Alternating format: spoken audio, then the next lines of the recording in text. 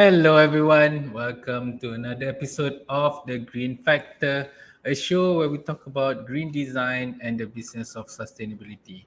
Today, we'll be talking about creating content with purpose. With me today, we have none other than Mr. Richard Ker. Hi, Richard. Hi, Harith. Good to be here today. Thank you for inviting me to be part of this program.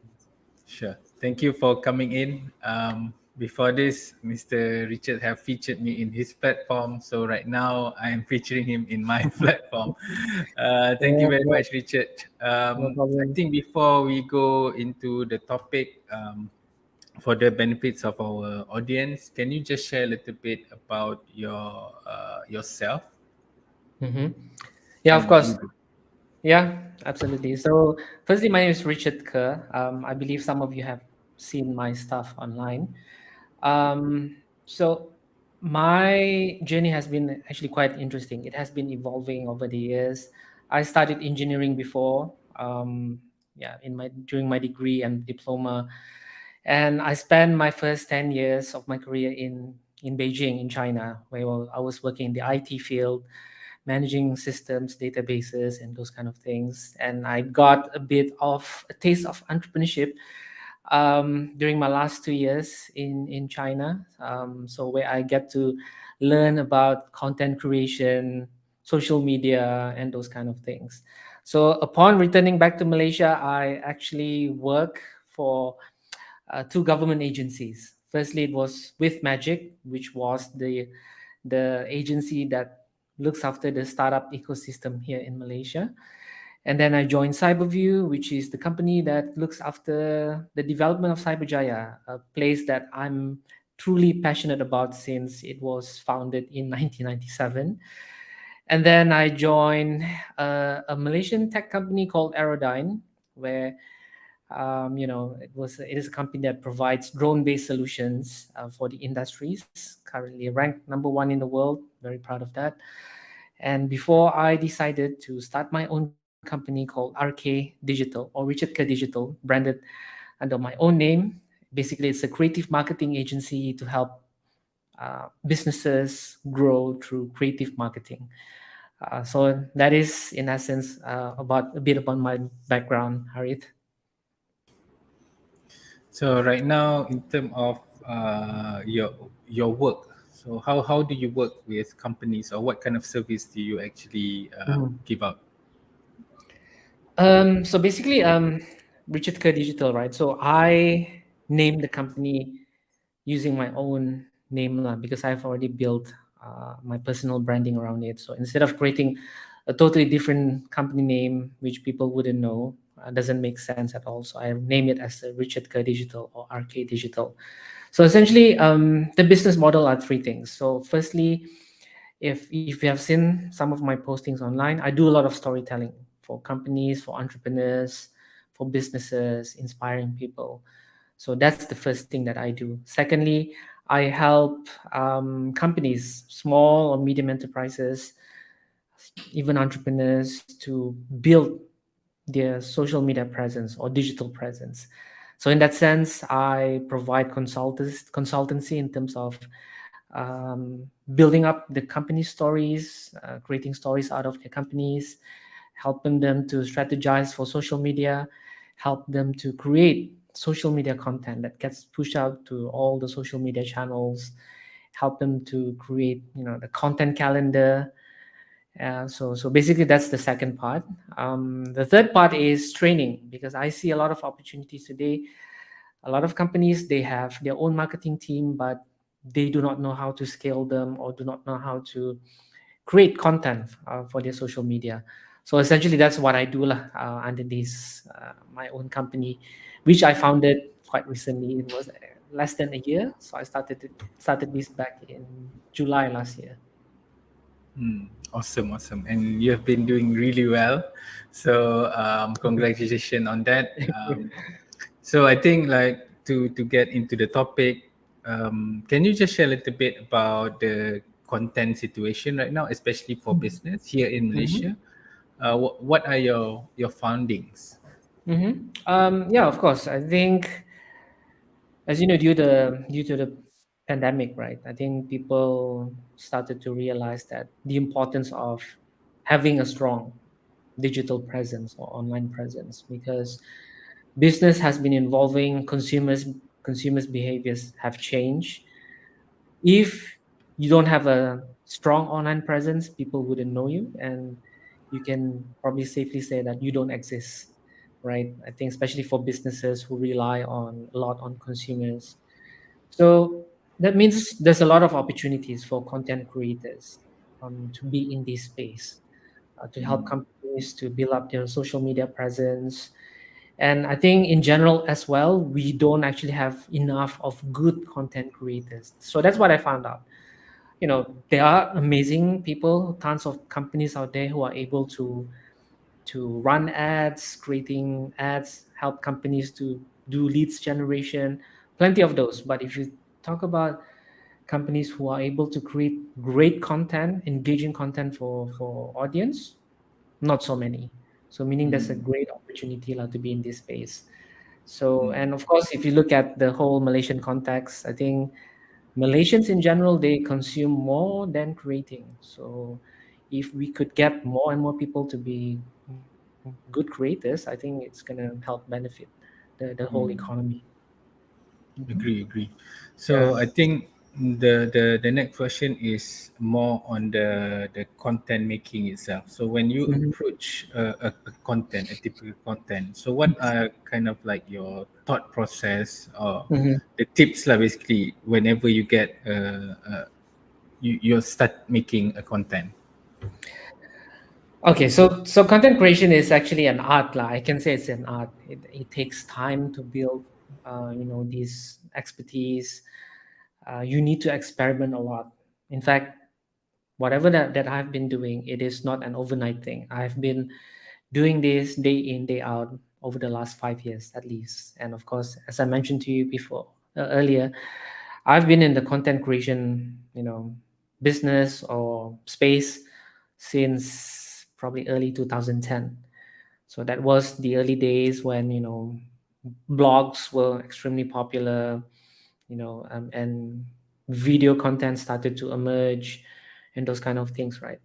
But in essence, in terms of in today's context, if you see a lot of social media posts, right, there's a lot of content that we can already see, right? But there's not enough, again, not enough about the kind of content that would actually resonate with the audience. Especially like what I do a lot is storytelling content. In fact, storytelling is probably one of the biggest or the one of the most effective ways to engage with an audience. And you can see this quite clearly, right? Like animation companies like Pixar, storytelling is their business. So that's why they're able to build such a big animation company, and creating so much content in terms of, yeah, doing animation and those kind of things. So storytelling has been around for the last 30,000 years. It resonates with mankind. We remember stories much more easier. Even if you want to sell a products or services, instead of just telling upfront that this is my product, this is my service, buy it. I think if you use the storytelling effort, it actually works much better. So if you look at storytelling, right, so you need to have a good component in your posting. Normally, a good component would be you have your hook. So basically, a hook, it's like how do you turn a scroller to a reader? Scroller, as in, as you know, as we scroll on our device, how do you get people to stop scrolling, right? So you need a strong hook, whether it's a nice title, a nice visual, yeah, basically to get people to stop from scrolling. And then you have your body, the body of your content. So it needs to be engaging enough. It has elements of storytelling, and of course you need a call to action. So this is where you get people to follow you, to subscribe to you, or even buy your products or subscribe to your service or anything like that. You need strong visuals. There's a lot of resources that you can find on the internet today. Most of them are free. You can also use paid content or paid visuals, from Shutterstock and those kind of things. And you can imagine this, like how Nike does it, right? How Nike does it, they do it quite amazingly. I mean, they've been around for many years, but they can be a good source of inspiration if you want to good create a good content. And you can find this post that which I just created last night. It's about how Nike is able to build a strong brand. How do they create engaging advertisements that get people to remember about them? Hmm. Mm. Yeah, I read that post, Yeah, and I think there's a lot of things that we can learn, especially because they put a lot of money there. yeah, So of course. in a way, if we look at them, we get the benefit of that investment. Yeah, exactly. So not you don't actually have to start from scratch, right? It's just about Correct, correct, learning from correct. whatever people have done before. So Mm. Joanna said that bad content in Malaysia honestly works really well too. Have you seen the Sengtor viral post? It started because the owner took a picture of Yeah. an old uncle who refused to order a drink. Second, Mhm. then he made it worse by telling people if we get 10k likes, we will close down shop. So Mm. in your view, how do you see this bad publicity is still good publicity in terms of content? Yeah, I mean, bad content, good content, if it highlights, the business, it is still a content, right? It still gives them publicity. But if you own a business, I think, whatever you post online, it stays forever.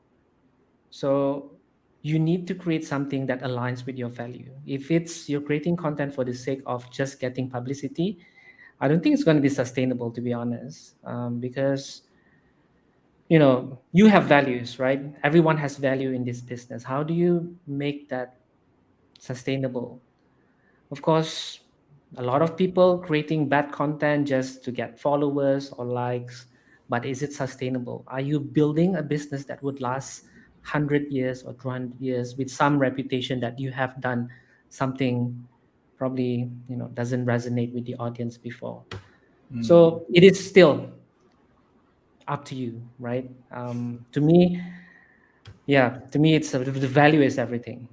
You can go viral for many reasons, but if you stay true to your cause, to your purpose, I think that is more sustainable. mm.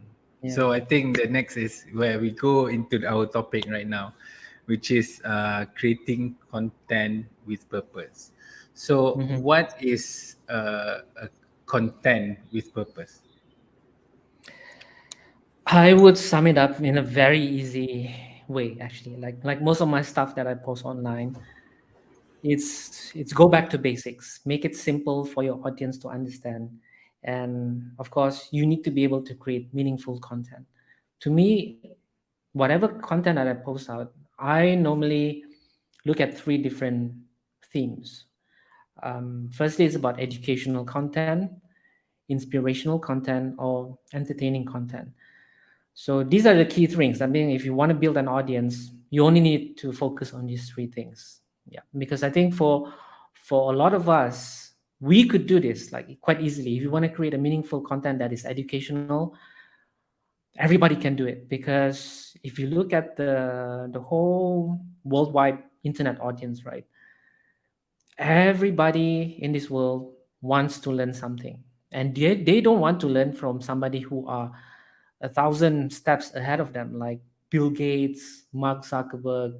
I mean, it's fine to get inspiration from them, but a lot of, I think 90% of the people or the population, they just want to learn somebody who are just 2 or 3 steps ahead of them. And that's how you can actually create a meaningful content. And if you are a business owner, if you are an entrepreneur, yeah, why not teach people? Why not inspire people, or just give some of, yeah, whatever you've learned over the last 5 years? Help people. That is a valuable thing that you can do. You help accelerate people's process, because instead of somebody spending the whole 5 years to learn something very generic, why don't teach them? I think overall that would actually create a huge enough community that would help uplift the people in terms of their economic situation, building that ecosystem. And if you look this up in a bigger context, you're actually helping mankind, humanity, to transcend to another level in terms of knowledge and experience. So I think that is actually quite important. I think a lot of people probably miss this or probably just overlook in this sense, right? But if you're able to teach people, inspire people, you can go really far. So I hope we get to see more people who are able to create this kind of meaningful content. Awesome, awesome. I think I resonate with your answer Mhm. because like I've been doing sustainable manufacturing or business for more Yeah. than a decade right now, Mhm. and like after a few years of doing of putting sustainability in the middle of the company, I noticed that there's a lot of benefits of having it done in that way. Mhm. Initially, the idea was about saving the environment, and I don't want my company to contribute to deforestation and all that. Initially, that was the idea, but Mhm. after a while, we are seeing one, we create new revenue source, we reduce our Mhm. costs, we increase our margin, and right now we are getting a lot of smart talents that want to work with us. Yeah. So when I see it, it seems like, hey, this is not environmental benefit, this is business benefit. So suddenly Mhm. sustainability become a competitive advantage for us. So that's Yeah. why I decided to pick up activism, especially focusing on getting a lot more business to sustainability, because I feel like if I took like 10 years to do all the R&D, all the mistakes and all that, Mhm. if if I can share what I learned, anybody can do it maybe around 2 to 3 years. So that Yeah. saving of 7 years, rather you have to go through what I go through, you can save. Yeah. So this is where why even the show itself, because I have the same people asking the same question, so I decided, okay, I'm gonna make content of it, I'm gonna Mhm. talk to experts, and then whenever people ask, I just refer them to that. So it resonates a lot with me, but Yeah. I think Right. like what would be the next question is, of course, there's a lot of people that want to do this, want to do good and all that, but they just don't know where to start. So, Mhm. how do you think like companies, or even if you want to develop your personal branding, how do Mhm. they apply this or start doing it? Yeah. So as I mentioned, right, we take inspiration from people who are successful. The Mark Zuckerbergs of the world, Steve Jobs. So, but these people, have been in the industry for the last 20, 30 years. They're so much ahead. And I think one of the biggest mistakes, or probably, yeah, probably one of the biggest mistakes, people want to learn from them. And these people are super successful. And if you stumble, a few steps ahead, you're just going to get frustrated because you won't be able to achieve the kind of results that they have, you know, generated basically, or the results that they have built. So, in a sense, what I'm trying to say is we go back to the basics, just like what you've done, Harith. You basically teach people. You teach people on the ways of business. You don't actually have to go so specific in terms of the kind of business that you do, for example. It can be a very generic advice, because as I said, people want to learn from people who are just 2 or 3 steps ahead of them, right? So this is what would actually help them to get motivated, to go, continuously going ahead, learning 1 or 2 things, on a weekly basis from other people who are already ahead. So share this knowledge. This is a basic knowledge. Sometimes when you think that because you are so immersed in this industry, you think this is quite basic, but to many people, it is not a basic knowledge. I mean, it is something not so basic, right? It is something that they want to learn. So that's why if you check my social media, I do it for a beginner level audience. I don't actually want to teach people who are already advanced because I'm not actually even advanced at all. So that kind of content that I create is very basic. So I talk about tech, I talk about entrepreneurship, marketing, and even mindset. Because if you need to run all of this, like run an entrepreneurship or do a business, you still need to have the right mindset. Because if you don't have the right mindset, you won't be able to do anything. So that's why I go back to basics, teach people, share it on public, or even if you start to build something on public, for instance, right? Build something. make it public if it's necessary. I think for a lot of people, business owners, for instance, a lot of them are afraid to share the knowledge because they say, oh, somebody's going to steal this idea. And you need to have an open mind in a sense, because you are so unique. You have your own upbringing, your experience, skills, your background knowledge, your career. You yourself, you are totally unique in this space, meaning whatever ideas that you have and the way you execute it, it's going to be totally different from the rest. And that's what are going to make you different from others. So you can start with that. Educate people, inspire, and if you're good at dancing, you can combine this information on TikTok, maybe. I don't know. Just an example. So many ways of doing this. You can just follow the right accounts online, people, you get inspired with, and just see how do they do it. We see a lot of this in the Western world, but not so much in this region, actually. Yeah. So that's, go back to basics. Yeah. Do not overcomplicate. Yeah. I think what my experience is, a lot of people also can relate, is like we feel that if you want to teach, we need to be perfect or we need to be there already. And Yeah. for me, I feel like, okay, after doing it a while, I noticed that that is not the case.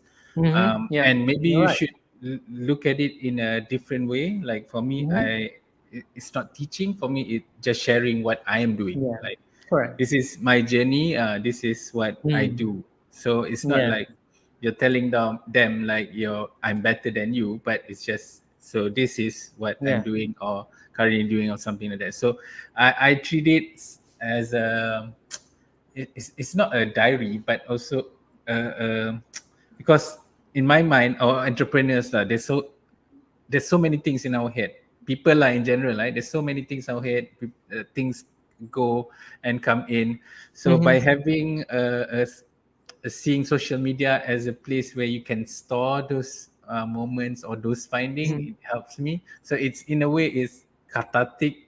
You have an outlet to put it. So I think that helped me as a content creator, yeah, and it also put less stress, because like if you put it as someone who teach, then it's like you have to be on top of everything. So right now it's just share. It's like you're my friend, yeah, right? right. Yeah, you're right. You're right. Actually, I think the biggest misconception for many people is you need to be an expert in certain fields to be sharing your knowledge, which is not. I mean, as I said, right, each of one of us here in this planet, we have our own skills, experience, upbringing, background, views of the world. So the uniqueness which actually makes it interesting, so meaning you are your own niche, basically. And to be able to share that in the online space compared to how it was 30 years ago, which was not even possible, this is what's going to make it different for everyone. It will actually help people to, to gain more knowledge, to build their own experience, and to be really good content creators. And you're right, you don't need to be create something so perfect as well. It is, even if you look at what's happening on TikTok, a lot of the videos are there are actually very raw. People who are just, just use their phone and shoot videos, doing, basic editing, and just post it out there. And a lot of these videos go viral without actually them expecting anything, right? So they are actually giving to the audience. And this is a great value that you can actually, give to people. Joanna said, Malaysia has this toxic environment of fear. Many entrepreneurs believe that in Malaysia, everyone is trying to tear them down. Vision actually made a whole video on it because he felt the difference of professionalism when he went to Mm. Dubai. I agree with him. Being in USA is so different. So, your point of view. I think we have to approach things with an open mind, right? I think a lot of the things that we think, the limitations are normally self-imposed, because maybe due to our upbringing, or the way we were raised, our background. So we have to look at it from a different lens or from a different perspective with an open mind. And think about your audience not just being a Malaysian audience. You have to look at from a different parts of the world. How do people look at this content from example from South America, from Africa, or from the US, you name it, in other countries, right? I always look at from this angle. So the way I create content, it's not very Malaysian centric. I try to make it as broad as possible, that would suit for a global audience. So of course you can look at the limitations, you can look at, some of the negative perceptions that people might have, but also look at the positive sides. What if you do it in such a different way? And the point of building an online audience is not to please everyone, because it's not possible to please everyone. You will have your followers who like your content. You would have people, started to follow your content first, but then they don't like it later on because it doesn't align with their values. So you'll have this eventually. You'll have your haters. You'll have people who like you. So just keep an open mind and continue doing what you believe it's right. And that's, I think, what I'm doing. Awesome, awesome. Mhm. Yeah, we need more positivity. Yeah. Yeah. So I think that the last question before we let you go is more on the future. So what do you Mhm. see in terms of content creation? What would be the future? So the future is, firstly, we'll get to see more and more people creating content, right? People who are just gonna emerge one day, people who we probably wouldn't know 2 years ago, and they're now super famous. Just like Khabil Kabilame, that guy who does that shrug thing. He was nobody before the pandemic. So during the pandemic, he downloaded TikTok, started to create silly videos of him dancing, and then he found his trademark, which is doing that shrug, and now he's the biggest TikTok account holder in the world. I think over 150 million followers, and he speaks a universal language. Basically, that shrug action resonates with the global audience. So that's why I think he was able to build that, a huge following. And we'll get to see more of this as people, you know, started to enter the online space. Emerging countries, started to have better internet connectivity and creating content from different parts of the world. We'll get to see more, and that's what exciting. This is what's going to make the whole industry exciting. So we get to learn from these people, right? What works, what doesn't work. So I'm really looking forward to that, and we have already started seeing more and more of these. So even like the big brand names, they want to work with content creators more than the big influencers, right? Because they see these smaller content creators, they have their own niche, and they have their own audience which has even higher engagement compared to these big names which have like millions of followers, but whenever they post they know it's not authentic. So that's why they don't have, sometimes they don't get good engagement or good ROI from that. And people producing content that is raw, no perfection, instantaneous. We'll get to see more of those, and we have already started to see this on TikTok. People no longer wants to use filters, make it so pretty. They just do it raw, and so many of these. I've seen one guy operates. He's in KL. One guy operates a workshop, a car repair workshop, where he actually just showing people how do you diagnose a car, if it's, whether it has been fixed before, whether it has been gone through an accident before. How do you check? By just providing this educational content, and he was able to build 200 over 1,000 followers on TikTok just by doing this. And he's a Chinese guy speaking Malay with his Chinese accent, but again, he was able to get so many followers, and because of that, he builds a good brand. He gets a lot of customers. So we're gonna get to see more of this, right? And of course, AI generated Chat GPT. Everybody talks about it. Google Bot, Chat GPT. They're gonna be a great tool to help people, create ideas, help them to craft copywriting. But although they're a great tool, we still need to put the human element. So this is where we come in as people who have our own personality and put our voice into those kind of content, because people resonate with content, as people resonate with people, right? So we're gonna get to see more of those, and of course, we're gonna see more people becoming brands, more of like, yeah, just I believe I experienced this myself. So as I build my own personal brand, I become a company as well with my own brand name. So it's same like Gary V, Simon Sinek, and those kind of people. So I think it's going to be an exciting 5 to 10 years, depending on what's going to happen. But if you're not part of this, I think you should. It's a great time to be a content creator. So, but do create meaningful content. Awesome, awesome. So I'm just gonna go through some of the comments. Sadie said, "Thank you, Richard, for highlighting that educational content from someone who is also a work in progress himself or herself are more relevant and relatable to the general audience." Someone asked, "How do you make your post so natural, Richard?"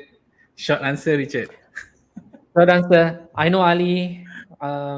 Yeah, for a few years back, actually, he actually helped highlighted my content. How do I make my post sound so natural? I think one of the tips that I always give to people is write a content for a 5-year-old. If a 5-year-old is able to understand your content, it will resonate with a lot of people. It is a proven method. It is a proven method with backed by data. In fact, some of the data people said you write for a 3-year-old or 5-year-old. Yeah, so that's what how I would put it. Make it simple. Ideal ask how much time you spend daily to create content. Now I have clients. I spend a lot of time creating content for my customers, for my clients. So we have a small team right now. We idea and create ideas, scout for content online, see how we can customize that for according to the Malaysian context. So easily every day we spend about 5 to 6 hours. At least for me, I'm online most of the time, not because of just social media. It's because I'm actually content for trying to find ideas for my customers, and this is why we exist, right?